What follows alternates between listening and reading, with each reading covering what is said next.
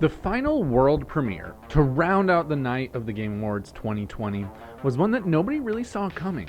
A new Mass Effect game that, judging by the trailer, looks to be a sequel to the original Mass Effect trilogy, is one that holds a huge amount of potential. Despite my enjoying Andromeda significantly more than it seems most other people did, I'm excited to be headed back to the Milky Way. I've said it before and I'll say it again. Mass Effect is the best science fiction property since Star Trek: The Next Generation. And this continuation of the story in the Milky Way galaxy is a pivotal moment that will define the direction of the series moving forward. Welcome, everyone. Welcome back to Legal Speak, a Cold North production.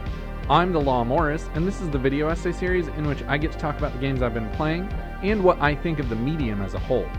I've reached a point at which if I could inject Mass Effect just directly into my veins, I would. So, I know I've made a lot of Mass Effect videos lately, but get ready for another. Let's talk about Mass Effect 4. For the most part, there are two ways to write a story. You can either craft an interesting universe and populate it with characters, or create interesting characters and write about the events of their lives, essentially forcing the universe in which they exist to revolve around them. There are a lot of things that make Star Trek generally great, but if I had to nail down the single thing that the creators did right and continue to do right, it's the fact that the universe has always been most important. Star Trek takes place in a universe that was created, then populated with interesting characters, allowing for nearly infinite expansion. The fact that there isn't any one chosen one type character means that there can be significant stakes across multiple stories simultaneously. This one decision that was later expanded on significantly in the 1990s led to amazing subseries like Next Generation, Deep Space Nine, Voyager, and even the Kelvin universe, all providing their own unique flavor of Trek, allowing fans to enjoy more than just one group of characters and stories. Star Wars, on the other hand, appears to have had a significantly lesser influence on Mass Effect, which, in my opinion, is a good thing. From the outset, Star Wars revolved around one family of characters and their immediate acquaintances. Because Anakin Skywalker was literally the chosen one, we as the audience have become inherently conditioned to believe that nothing anyone else in the universe does can be of any significant consequence. And yet, after 45 years of that conditioning, Disney has purchased the franchise and is aggressively expanding, and I'm the one that is somehow in the wrong for not being interested in something I've been taught has no potential of having even the slightest impact on the larger universe. So now moving on to Mass Effect. Despite the upcoming sequel being what looks to be a follow-up to the original trilogy of games, this is actually the fifth Mass Effect game. The seed of a spin-off series called Andromeda was planted back in early 2017 and unfortunately turned out to be a tremendous failure both critically and commercially.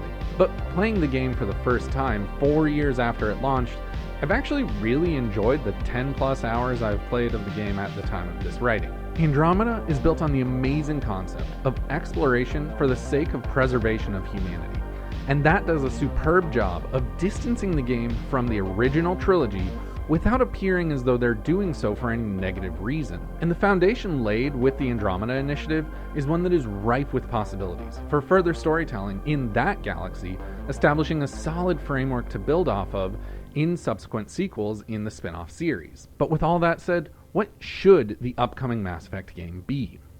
The single most important decision BioWare has to make in the development of this game is the fate of Shepard after the original trilogy. There is one ending in which Shepard lives, and the temptation to bring Shepard back from the dead, once again, for a proper Mass Effect 4 is undoubtedly enormous, but would be a huge mistake. By bringing Shepard back, BioWare would be elevating him or her to a chosen one type character that from now on must be involved in anything of any importance in the galaxy. What makes Mass Effect great is the lore and how it's intertwined and exists without the help or necessity of a Christ figure. If Shepard must return, then I hope it's in some extremely minor way that's either referential or a cameo at most. From a story perspective, I think it would be ideal if BioWare were able to find a way to start a new story similar to how they did with Andromeda, but following the events of the galaxy after the Reaper War. Creating new characters and allowing them to grow with new objectives occurring in the wake of the Reaper War, but still very different from the past games, would do wonders for cultivating the potential of the series. And if possible, it would be great to see a compelling story that isn't an apocalyptic, dire situation, one more focused on exploration than combat. The possibilities are endless, and one that I would love to see would be the connecting of the Milky Way and Andromeda galaxies, and by proxy, both series.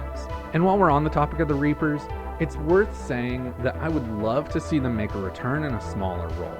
I think it would be foolish to somehow continue to utilize the Reapers as the game's primary antagonists, but to encounter one in a side quest to establish that, there are still Reapers out there in dark space would make for a really fun threat just looming in the distance. With 4 possible endings to the original trilogy, BioWare will undoubtedly have to choose one to be canon, as they won't be able to continue with the hundreds of possible permutations. And the ending they should choose, and based off the trailer I think they will choose, is the Destroy ending.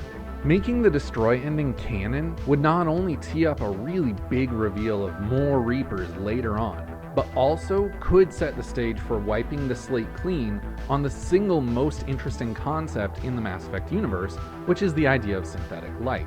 If the Destroy ending were to become canonical, then it would have huge impact on the entire galaxy. Some people, like Joker, would be devastated, but others, like Counselor Tavos, would be thrilled, as it was previously illegal to even research artificial intelligence, much less develop it. While the other endings could bear some fruit, the most potential is without a doubt in the Destroy ending. Overall, Mass Effect 4 is a game that is near the top of my list of games that I'm most looking forward to. That is, if BioWare leans on the wealth of lore that already exists in the universe and respectfully distances this sequel from Shepard. BioWare needs to firmly establish this game as the first in a new subseries of Mass Effect, to expand the universe of the games and make the franchise more akin to Star Trek than Star Wars. So that's what I think should happen with Mass Effect 4. Let me know what you guys think of my ideas and what yours are in the comments down below. Don't forget you can see everything I do all in one spot over at coldnorthpro.com. I'll be back next time talking about something else entirely, so until then, just go play some games.